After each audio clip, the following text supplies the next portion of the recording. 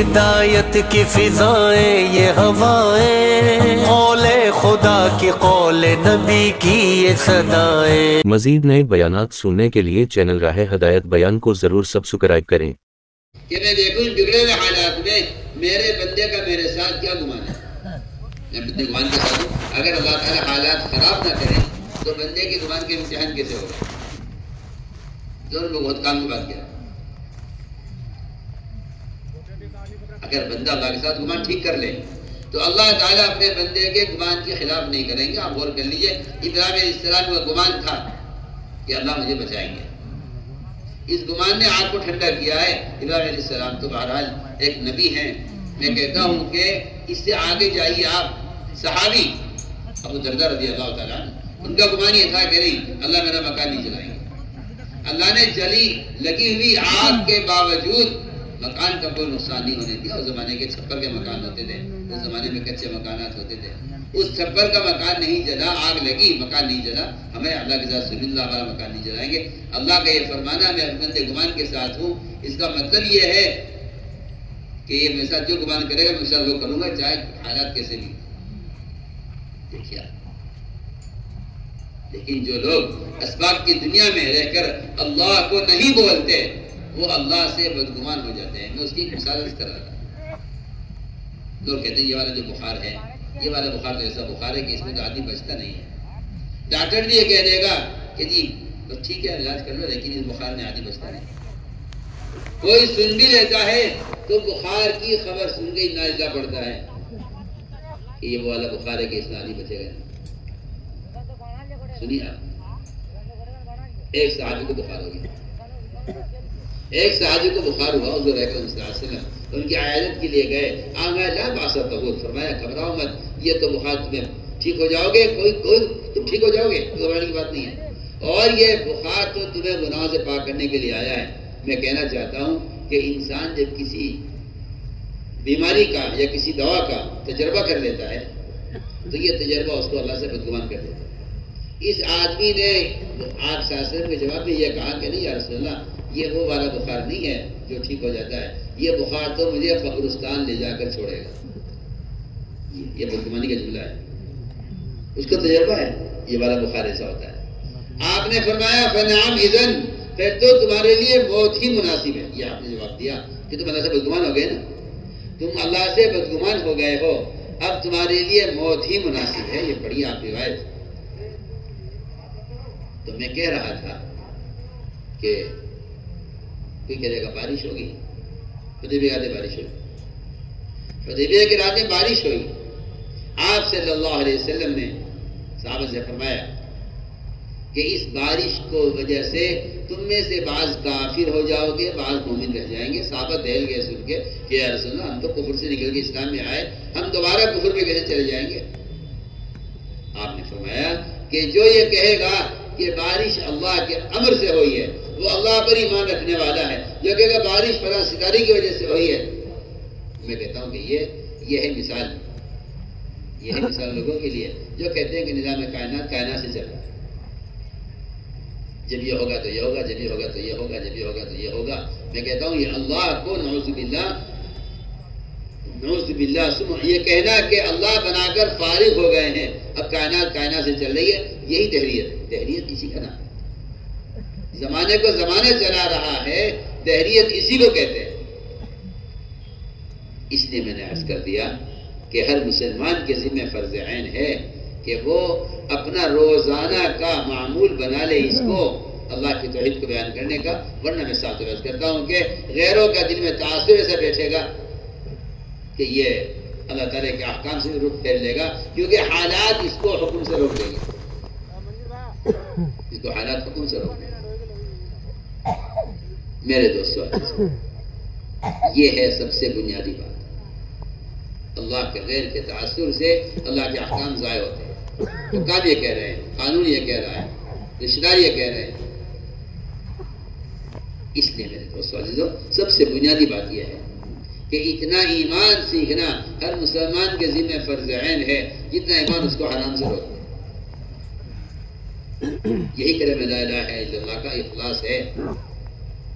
آپ آپ نے فرمایا نا کہ نے کلمہ لا الہ الا اخلاص سے کہا وہ جنت میں داخل ہو گیا.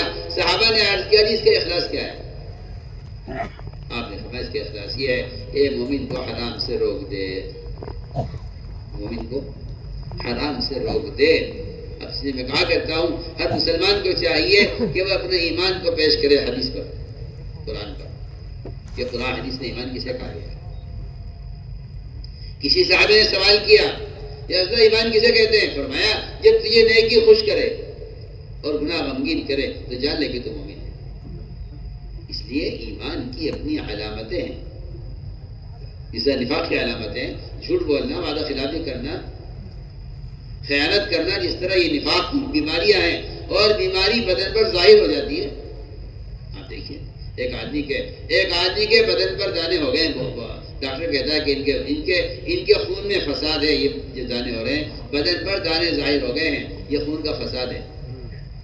کوئی بھی چیز انسان کے جسم میں ہوتی ہے وہ باہر ظاہر ہو جاتی ہے، اندر تھوڑا ہو رہا ہے وہ ظاہر ہو جائے گا. تو میں نے عرض کیا کہ نفاق اندر کی بیماریاں ہوتی ہیں جو ظاہر ہو جاتی ہیں، ایسے ہی مومن کے اندر سے ایمان کی علامتیں اس کے اعمال سے ایمان کی علامتیں ظاہر ہوتی ہیں. تو میرا ایمان کی علامت یہ ہے کہ مومن کو نیک بات سے خوشی ہو اور گناہ سے غم ہو. یہ مومن ہونے کی علامت ہے. آپ اندازہ کر لیں، ہم میں سے ہر ایک اپنے بارے میں غور کر لے. گناہ کر کے لوگوں کو بتاتے ہیں جا کر کہ میں نے گناہ کیا ہے، اور خوش ہو کر بتاتے ہیں.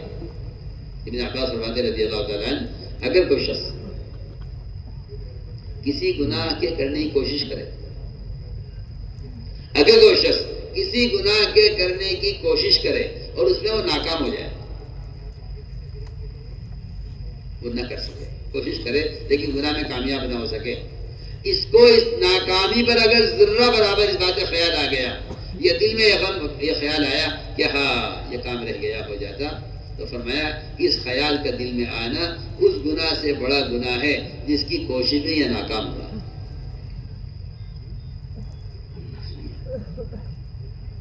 جس کی کوشش یہ ناکام ہوا ہے، اس ناکامی کا جو غم ہے یہ اس گناہ سے بڑا گناہ ہے جو وہ کر رہا تھا. اور اگر گناہ کرتے ہوئے دروازہ ہل جائے، گھر میں کوئی آہٹ ہو جائے، کوئی برتن ہل جائے، ہلکی سی آواز کسی آدمی کے گناہ کرتے ہوئے ہلکی سی آواز کان میں پڑ جائے گھر کے اندر، اور یہ خیال آئے کہ کسی نے دیکھا تو نہیں، فرمایا کسی کے دیکھنے کا خیال آنا یہ اس گناہ سے بڑا گناہ جو وہ کر رہا ہے. اس لیے میرے دوستو عزیزو، قرآن میں کلمہ لا الہ الا اللہ کو تقوی کا کلمہ فرمایا کہ تقوی کا کلمہ، یہ تقوی کا کلمہ ہے. اور تقوی اللہ سے تنہائی میں ڈرنے کو کہتے ہیں. لوگ گناہ کرنے مخلوق سے ڈرتے ہیں. مخلوق سے ڈرنا تقوی نہیں ہے، خالق سے ڈرنا تقوی ہے. تقوی کہتے ہی سے کہ جہاں کوئی دیکھنے والا نہ ہو وہاں یہ اللہ تعالی سے یہ دل میں خوف رکھے کہ اللہ دیکھ رہے ہیں. آپ غور کریں، ایک کافرہ عورت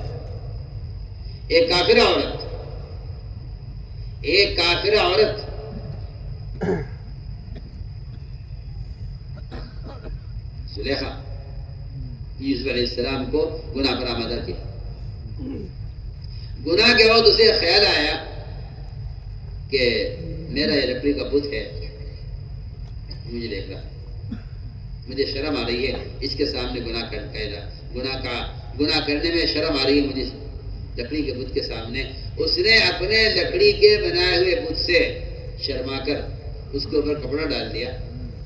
سوچیے آپ، ایک کافرہ عورت اگر لکڑی کے بت سے شرما رہی ہے گناہ کرنے میں، تو پھر آپ اسے اندازہ کر لیجئے کہ ایک ایمان والے کو اللہ سے کتنا شرمانا چاہیے گناہ کرنے میں.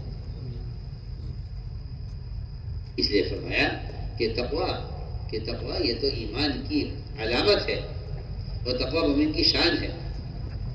تقوی ایمان کی علامت ہے، تقوی مومن کی شان ہے. اس کو اللہ تعالیٰ کی طرف سے اس تقوی پر اللہ نے خود وعدے کیے، بڑے وعدے کیے اس تقوی پر. جو لوگ اپنے کاروبار اور اپنے مسائل میں پریشان ہیں، اس کی بنیادی وجہ یہ ہے کہ مسلمان تقوی اختیار نہیں کرتا. جس لائن میں تقوی نہیں ہوگا اس لائن کی خیر حاصل نہیں ہوگی. تجارت میں تقوی ہے، معاشرے میں تقوی، ہر لائن کے تقوی سے ہیں کہ اس سے اللہ رب العزت اپنے وعدے کو پورا فرمائیں گے. تقوی پر 5 وعدے اللہ نے تقوی پر کیے ہیں. 5 وعدے تقوی پر کیے ہیں. سب سے پہلا وعدہ کیا ہے کہ جب تقوی اختیار کرے گا ہم اس کے لیے ہر تنگی سے، ہر پریشانی سے نکلنے کا راستہ بنائیں گے. اللہ تعالیٰ کا ایک نظام ہے، وہ اپنے بندے کی کوشش کو دیکھنے کے لیے اس کے کام میں رکاوٹ پیدا کر دیتے ہیں. اس کے کام میں رکاوٹ پیدا کر دیتے ہیں. 3 آدمی تھے، سفر میں تھے، اچانک بارش ہو گئی تو وہ ایک غار میں داخل ہو گئے اس خیال سے کہ بارش رک جائے گی تو پھر چلے گئے. غار میں داخل ہوئے بارش سے رکنے کے لیے، بارش سے بچنے کے لیے. اللہ نے ان کا امتحان لیا کہ میں دیکھتا تو ہوں کہ اگر میں ان کو کسی مصیبت میں یا کسی مشکل میں ڈال دوں اس وقت تو یہ کیا کرتے ہیں. میں آپ سے بہت کام کی بات کہہ رہا ہوں. تاجر ہے، اللہ تعالیٰ تجارت میں نقصان لے آتے ہیں. اللہ تجارت میں نقصان لے آتے ہیں یہ دیکھنے کے لیے کہ یہ میرا بندہ اس وقت تجارت کے نقصان کو حرام راستے سے دور کرتا ہے یا یہ صبر کر کے حلال راستے اختیار کرتا ہے. تجارت میں نقصان ہو گیا، تجارت میں نقصان ہو گیا. اس بے وقوف آدمی نے اس نقصان کو دور کرنے کے لیے سودی قرضہ لے لیا. سوچیے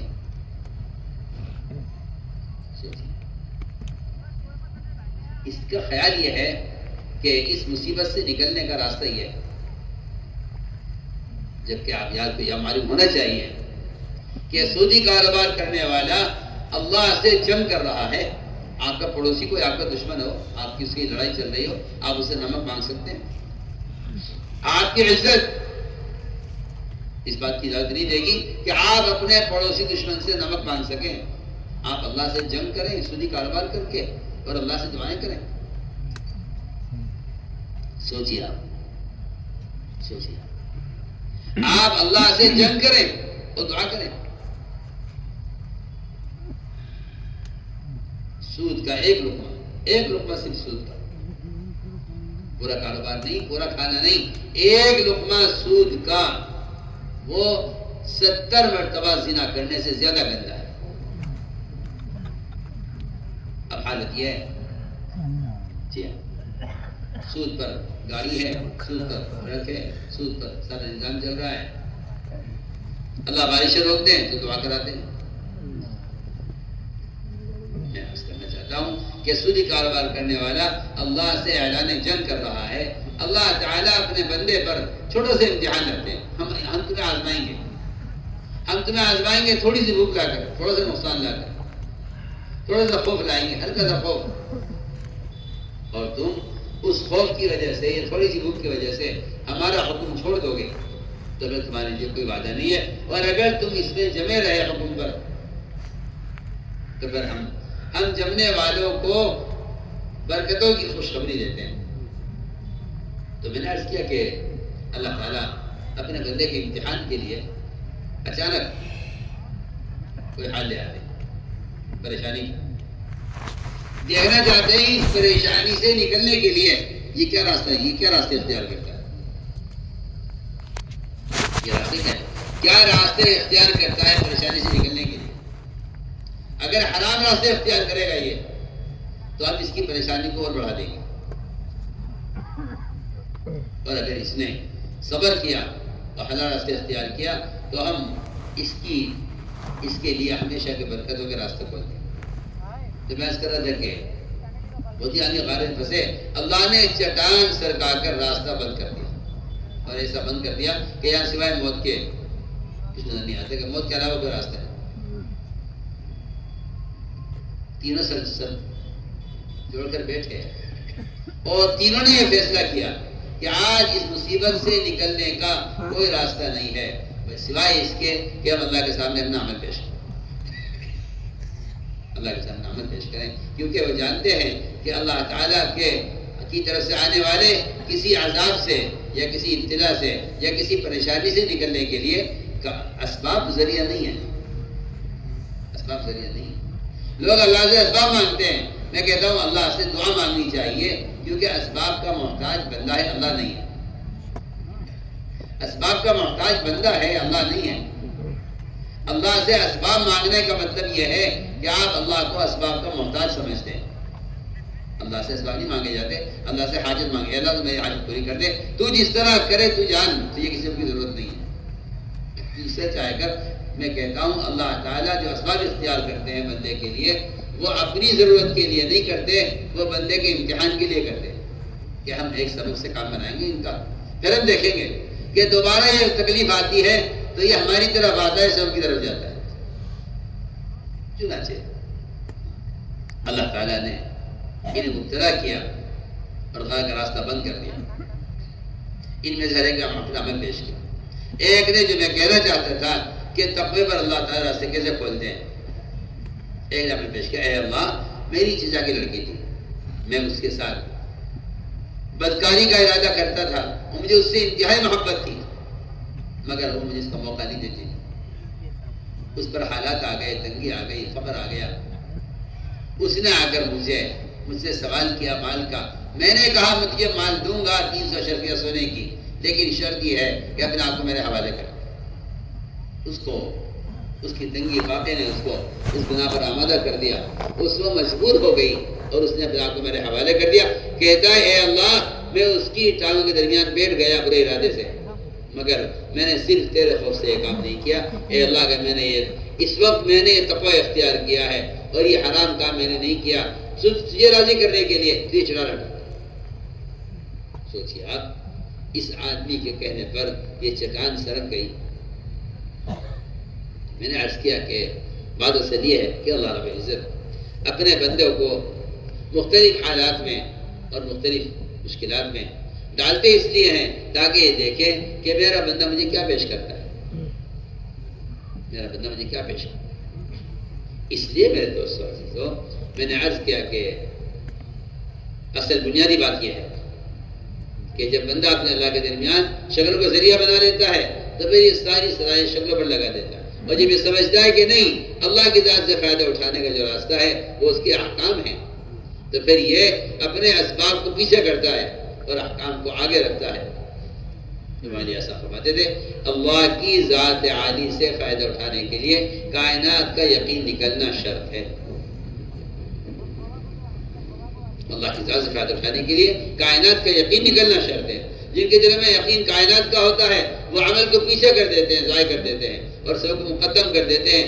اللہ پھر ان کے اسباب میں ناکامیاں لاتے ہیں، یہ ناکامیاں ان کو اور ناکامی کی طرف لے جاتی ہیں۔ اس لیے میرے دوستوں عزیزوں میں عرض کر رہا تھا کہ ایمان اپنی علامتوں کے ساتھ ہے، ایمان اپنی علامتوں کے ساتھ ہے، جس میں سب سے بنیادی علامت یہ ہے کہ 4 چیزیں ایسی ہیں جو ایمان کے بغیر حاصل نہیں ہوتی۔ سب سے پہلی بات تو یہ ہے کہ ایمان کے بغیر استقامت نہیں ہوتی، ایمان کے بغیر مومن کو اللہ کے احکام پر استقامت نہیں۔ ایمان کے بغیر استقامت کسے کہتے ہیں؟ استقامت کہتے ہیں حالات کے مقابلے میں حکم پر جمنا، حالات کے مقابلے میں حکم پر جمنے کو استقامت کہتے ہیں۔ اسی لیے میں نے شروع میں عرض کر دیا تھا کہ جنہوں نے کہا ہمارا رب اللہ ہے، پھر ان کی صفت یہ ہے کہ وہ اللہ کے احکام پر ثابت قدم رہیں گے، اس لیے کہ دین تو استقامت کا نام ہے نا۔ آدمی تھوڑا سا دین اختیار کر لے، ورنہ تو حالت یہ منافقین کا مزاج یہ تھا کہ وہ حالات کو دیکھ کر دین پر چلتے تھے۔ ایسی استقامت تو منافقین کو بھی تھی۔ استقامت کہتے ہیں پورے دین پر چل لے، استقامت کہتے ہیں پورے دین پر چلنے کو. اس لیے قرآن میں بھی اللہ تعالیٰ نے پورے دین پر چلنے کو استقامت کہا ہے. وَأَنِ اعْبُدُونِي هَذَا الصِّرَاطُ الْمُسْتَقِيمُ کہ تم میری عبادت کرو، یہ سیدھا راستہ ہے. استقامت کہتے ہیں پورے دین پر چلنے کو. استقامت کہتے ہیں پورے دین پر چلنے کو. ہمارا دین ناقص ہے، کیوں؟ اس لیے کہ ہم یہ دیکھ ہم نے دین کو حالات کے دعوے کر دیا ہے. حالات بدلیں گے دین بدل جائے گا.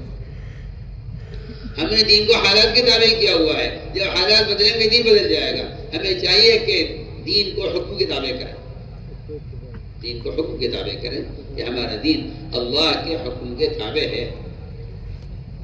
ہمارا دین اللہ کے حکم کے تابع ہے. جن کا دین حکم کے تابع ہوگا ان کا دین کامل ہوگا. جن کا دین حالات کے تابع ہوگا تو جیسے حالات بدلیں گے ان کا دین بدل جائے گا. جیسے حالات بدلیں گے ان کا دین بدل کر چلا جائے گا.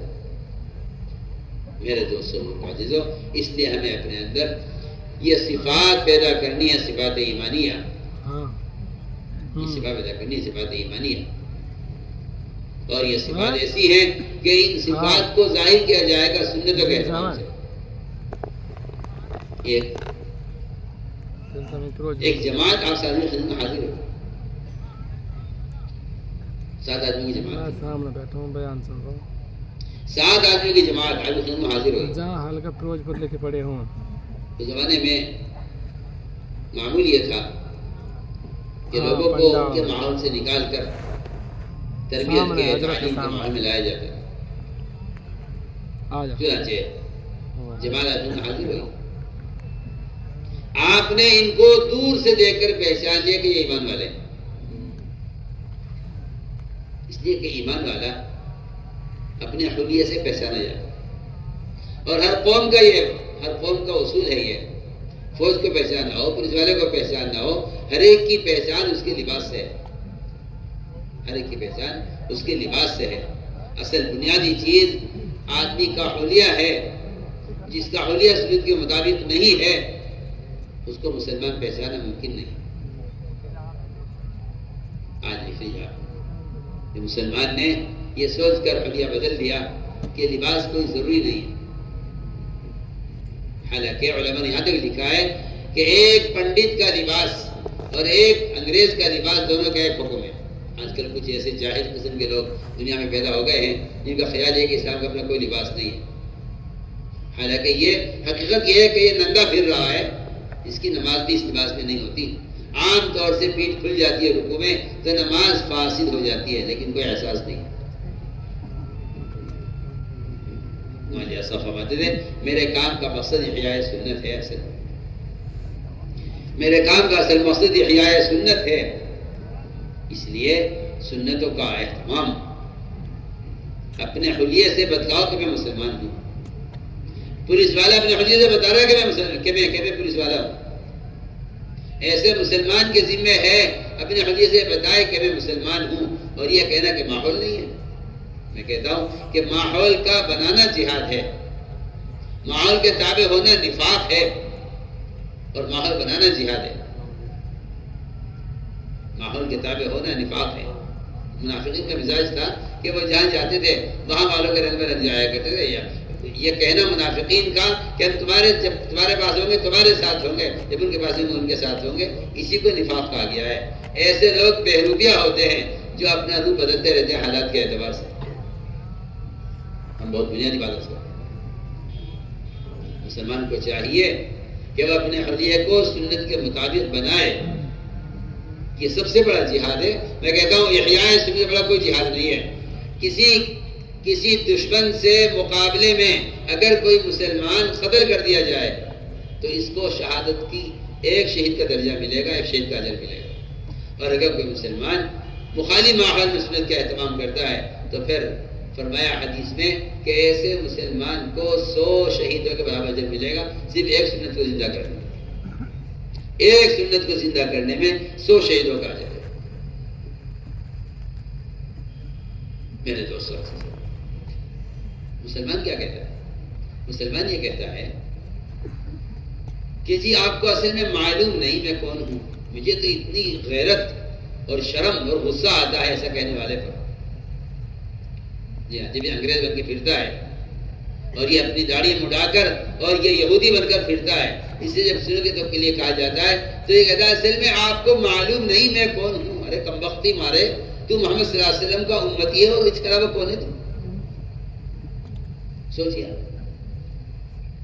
آپ کو اصل میں معلوم نہیں میں کون ہوں. اچھا، اس جواب کا مطلب ہی یہی ہے کہ اس نے اپنے آپ کو محمد صلی اللہ علیہ وسلم کے امتی ہونے سے خارج کر لیا ہے. صاف صاف اصل میں آپ کو معلوم نہیں میں کون ہوں. میں نے کہا میں تو اس کے علاوہ نہیں جانتا آپ کو کہ آپ محمد صلی اللہ علیہ وسلم کے امتی ہیں، اس کے علاوہ کچھ بھی نہیں. سوچیے، آپ سوچیے میں کیا کہہ رہا ہوں، آپ غور کیجیے اس پر میں کیا کہہ رہا ہوں. اگر یہ کسی ایک سنت کے بارے میں یہ کہہ دے کہ بھئی یہ سنت ایسے نہیں کر سکتا، کہ میں پولیس والا میں وکیل ہوں،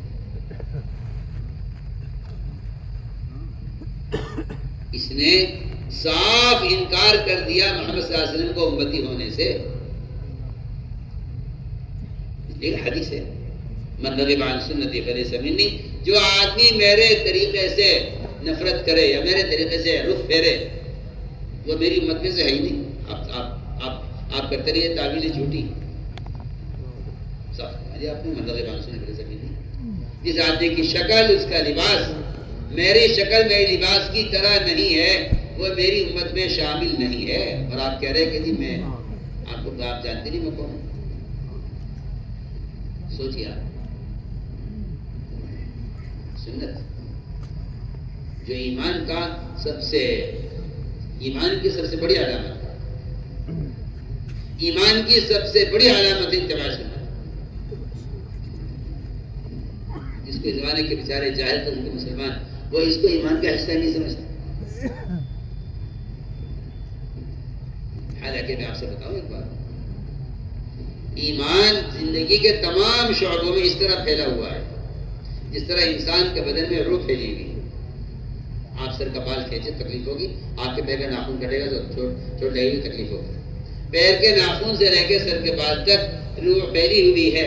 اس میں جس حصے میں بھی آپ کو تکلیف پہنچے گی پورا بدن اس سے متاثر ہوگا. اس طرح ایمان سارے شعبوں کے اندر پھیلا ہوا ہے. ہم آپ سے بہت بنیادی بات کر رہے ہیں.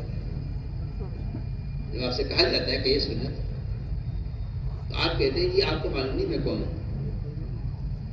اس کا مطلب یہ ہوا کہ آپ اپنے محمد صلی اللہ علیہ وسلم کا امتی ہونے کا تو انکار کر رہے ہیں. سنیے تو صحیح، آپ کے نزدیک سنت پر عمل کوئی فرض نہیں ہے. میں کہتا ہوں اس زمانے کی بے دینی کا سبب یہی ہے کہ آپ کہتے ہیں سنت ہے فرض نہیں. میں آپ کو مثال پیش کرتا ہوں. آپ کو پتہ چلے کہ ایک نماز کی سنت، ایک نماز کا فریضہ، ایک نماز کا فریضہ، نماز جس کے بغیر مسلمان نہیں ہو سکتا. اگر کوئی مسلمان نماز کا انکار کر دے تو وہ کافر ہو جائے گا. کیا ہو جائے گا؟ کافر ہو جائے گا اگر نماز کا انکار. اگر وہ نماز نہیں پڑھتا، انکار تو نہیں کہتا ہے میں نماز نہیں پڑھتا، تو امام ابو حنیفہ کہتے ہیں کہ اس کو عمر قید کر دیا جائے. یہاں تک کہتے ہیں مر جائے قید میں یا نماز پڑھنے کا عزم کرے. باقی ائمہ کہتے ہیں نہیں جی اس نے اگر نماز کا انکار کر دیا ہے تو اس کو قتل کر دیا جائے کیونکہ اسلام سے مرتد ہو گیا اس نماز کا انکار کر. میں ایک بہت اچھی مثال دے رہا ہوں. آپ یہ کہتے ہیں جی ہاں یہ تو نماز ہے، نماز کا تو کون اس میں انکار کر سکتا ہے، نماز تو سبھی پڑھتے ہیں اور پڑھنی چاہیے، نماز کے چھوڑنے کی تو اسلام میں کوئی گنجائش ہی نہیں ہے. سنیے آپ، کہاں نماز کا فریضہ اور کہاں آپ صلی اللہ علیہ وسلم کو لوکی پسند تھی، لوکی جو آپ کے کھیتوں میں ہوتی ہے. اس لوکی کی سنت پر بیان کی قاضی یوسف رحمۃ اللہ علیہ نے، اور یہ کہا کہ آپ صلی اللہ علیہ وسلم لوگ پسند کرتے ہیں. سامنے وزیر بیٹھا ہوا تھا، ملک کا وزیر اعظم. سوچیے آپ، سوچیے وزیر اعظم کی کیا حیثیت ہوتی ہے. وزیر بیٹھا ہوا تھا سامنے کی دعوت کی تھی خالد صاحب نے، یہ جج تھے اپنی عدالت کی، تو اس وزیر نے یہ کہہ دیا کہ مجھے لوکی پسند نہیں ہے، کھانے کی چیز ہے، نہ فرض ہے نہ واجب ہے، نہ اس کو کھانا کوئی لازم ہے، نہ چھوڑنا حرام ہے، اس نے اتنا کہہ دیا مجھے لوکی پسند نہیں ہے، فوراً تلوار نکالی اور اس کے قتل کا فیصلہ کر لیا، اور قاضی نے عدالت سے فیصلہ کر دیا کہ یہ آدمی اسلام سے مرتد ہو گیا ہے، اس کو قتل کر دیا جائے۔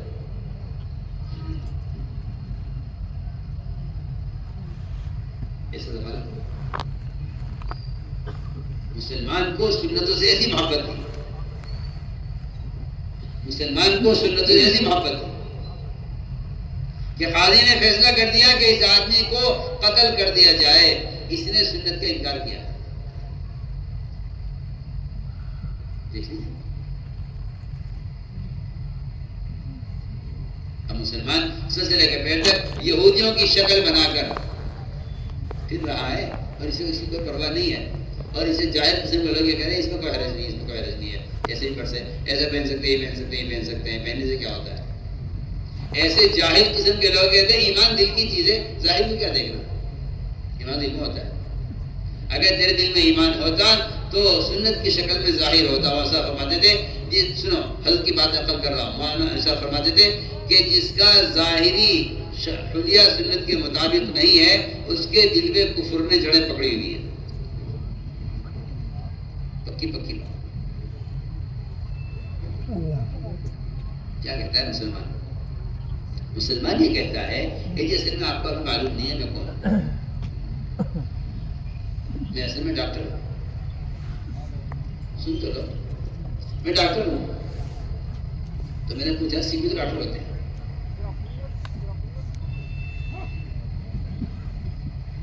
وہ کہتا ہے کہ جی میں وکیل ہوں۔ میں نے کہا سی بھی تو وکیل ہوتے ہیں؟ وہ کہتا ہے جی کہ جی میں تو پولیس میں ہوں۔ میں نے کسی بھی تو پولیس والے ہوتے ہیں، اور قومیں تو سارے شعبے میں ہیں اپنے حلیہ کے ساتھ ہیں،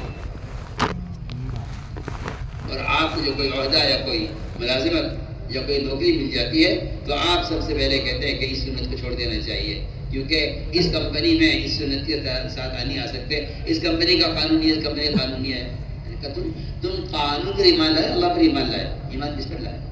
سوال ہے، تم ایمان کس پر لائے تھے؟ اللہ کے رسول پر لائے تھے یا قانون پر ایمان لائے تھے؟ سنیے آپ، صاحب کہہ دیتا ہے کہ یہ قانون ہے اور میں کیا کر سکتا ہوں؟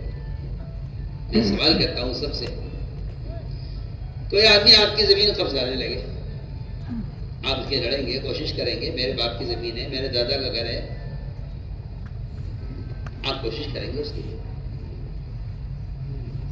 سوال اس بات کا ہے کہ اگر کسی ڈپارٹمنٹ کا یا کسی شعبے کا کوئی قانون ہے اور اس کا قانون آپ کی جسمانی یا کپڑے یا حلیے کی کسی سنت سے ٹکرا رہا ہے، صاف تو بات کرتا ہوں کہ آپ کو آپ سے کہا جائے کہ آپ سنت چہرہ نہیں رکھ سکتے سر، تو آپ اگر یہ کہتے ہیں قانون کی مجبوری ہے تو آپ اللہ کے یہاں مجرم ہیں۔ سن لیجئے، میری بات نوٹ کر لیں، آپ اللہ کے یہاں مجرم ہیں۔ اگر آپ یہ کہتے ہیں قانون کی مجبوری ہے تو آپ اللہ کے یہاں مجرم ہیں، اس لیے کہ صاف صاف بات ہے کہ ہم اللہ پر ایمان لائے، اللہ پر ایمان لائے، اس کے بعد کوئی شخصیت کوئی ذات ہے ہی نہیں جس پر ایمان لاتے ہیں۔ ان پر ایمان لانے کا مطلب یہ ہے کہ ہم ان کے حکم کے تابع ہیں۔ اللہ کے یہاں، اللہ تعالیٰ کے یہاں یہ چھوٹ نہیں ہوگی کہ جی قانون تھا ٹھیک ہے آپ مجبور تھے، نہیں، میں عکس کرتا ہوں، اللہ کے یہاں مجبور کون ہے، معذور کون ہے، یہ تو آج کو سمجھنا چاہیے۔ اللہ کے یہاں مجبور کون ہے، معذور کون ہے، اور اللہ کے یہاں مجرم کون ہے اور اللہ کے یہاں معذور کون ہے، اس کو سمجھنا چاہیے۔ جو شخص اس کے لیے مسلسل کوشش کر رہا ہو وہ کہا جائے گا کہ ہاں یہ اللہ کے یہاں معذور ہے، اللہ دیکھ لیں گے میرے بندے نے میرا حکم پورا کرنے کے لیے، میرے بندے نے میرے نبی کی سنت عمل کرنے کے لیے پوری کوشش کی ہے. اگر یہ کوشش کر رہا ہے تو یہ اللہ کے یہاں معذور ہے، ورنہ مجرم ہے. اگر کوشش نہیں کرتے تو مجرم ہے. دوسری شرط یہ ہے کہ آپ جتنی دیر اس شکل میں ہیں آپ اللہ تعالیٰ سے استغفار کرتے رہیں. اور تیسری شرط یہ ہے کہ آپ یہاں سے نکلتے ہی لباس تبدیل کر لیں، تب تو کہا جا سکتا ہے کہ آپ اللہ کے مجرم نہیں ہیں، ورنہ آپ اللہ کے مجرم صاحب. مجھے ایسا فرماتے تھے میرے کام کا مقصد تو احیاء سنت ہے. میں تو ایک نمونہ پیش کرنا چاہتا ہوں سارے عالم کو. تو میرے بزرگ دوستوں عزیزوں، آپ صلی اللہ علیہ وسلم کے زمانے میں جو آدمی آتا تھا سب سے پہلے اس کے لیے کہ وہ آ کر ایسا بدل جایا کرتا تھا. آپ نے فرمایا کہ میری امت ساری امتوں کے درمیان میں ایسی ہے جیسے سفید بیل کے پہلو میں چند بال سیاہ ہو، الگ الگ چمکتے ہوئے نظر آتے. اب تو حالت یہ ہے کہ کسی کو سلام کرتے بھی ڈر لگتا ہے، نام پوچھنا پڑتا ہے سلام کرنے سے پہلے کہ آپ کے کیا نام ہے. اس کا مطلب صاف یہ ہے، اس کا صاف مطلب یہ ہے کہ مسلمان سنتوں سے اتنا ننگا ہو گیا ہے کہ اس کو سلام کرتے ہوئے خیال ہوتا ہے پتہ نہیں مسلمان یا غیر مسلم صاحب آپ سے تم میں آپ سے بے تکلف بات کر رہا ہوں. مسلمان نے اپنا حلیہ یہ بنا لیا ہے کہ ابھی یہ سلام کا بھی مستحق نہیں رہا ہے. اس کو سلام کی کیسے کی جائے پتہ نہیں کون ہے. میرے دوستوں سے تو اس لیے ہم نے عرض کیا کہ سنتوں کا بڑا مقام ہے اور سنتوں کو مٹانا دین کو مٹانا ہے. آپ یہ مت سمجھیے کہ آپ نے فرائض چھوڑ دیے تو اسلام جو ہے ظاہر ہو گیا. نہیں، اگر آپ سنتیں چھوڑ رہے ہیں تو آپ اسلام کا ایک حصہ معاشرے کو ضائع کر رہے ہیں. اسلام کا ایک بڑا حصہ معاشرہ ہے. عبادات، معاملات، اخلاق، معاشرہ، یہ چار شعبے ہیں. یہ ایمان کا معاشرہ، ایمان کا ایک حصہ ہے جس کو آپ یہ کہہ کے چھوڑ دیتے ہیں کہ اس سے کیا ہوتا ہے. اس لیے بنیادی طور پر بحث کر رہا ہے کہ سنتوں کا اہتمام سر سے لے کر پیر تک مسلمان کو ایسا ہونا چاہیے کہ دور سے دیکھ کر پہچانے کا یہ مسلمان. چنانچہ میں عرض کر رہا تھا کہ ایک جماعت آپ میں حاضر ہو حضرت حیات الصحابہ میں اس کا نقل کیا ہے اور ایمان کی حقیقت کے اعتبار سے بیان کیا ہے کہ ایمان کسے کہتے ہیں. یہ 7 آدمی کی جماعت تھی. آپ صلی اللہ علیہ وسلم کو دور سے دیکھ کر پہچان گئے. وہ خود کہتے ہیں کہ آپ نے ہمارے حلیے سے پہچانے کے مومن ہیں. ہم قریب آئے، آپ نے ہم سے پوچھا آپ نے کہ تم کون ہو. ہم نے آپ کے سوال کے ساتھ جواب دیا کہ ہم ایمان والے ہیں. اس لیے کہ انسان کا مزاج یہی ہے کہ وہ جو اصل اس کا مقصد ہوتا ہے اس سے وہ اپنا تعارف کراتا ہے. آپ پوچھیں کسی دکاندار سے کہ آپ کیا ہے، میں تاجر ہوں. آپ کی ڈاکٹر پوچھے آپ کیا ہے کہ میں ڈاکٹر ہوں. آپ کسی انجینئر سے پوچھے آپ کیا ہے کہ میں انجینئر ہوں. جس آدمی کا دنیا میں جو کام ہوتا ہے اس کام سے اس کا تعارف ہوتا ہے. ایسے ہی آپ صلی اللہ علیہ وسلم نے ان سے پوچھا کہ تم کیا ہو. سب نے کہا کہ یا رسول اللہ ہم سب ایمان والے ہیں. صاحب کیا ہم سب ایمان والے ہیں؟ فرمایا تمہارے ایمان کی کیا علامت ہے؟ انہوں نے صاف فرمایا کہ رسول اللہ 4 چیزوں پر ہمارا ایمان ہے. 4 پر ہمارا ایمان ہے. ہم ایمان لائے ہیں اللہ پر، اس کے فرشتوں پر،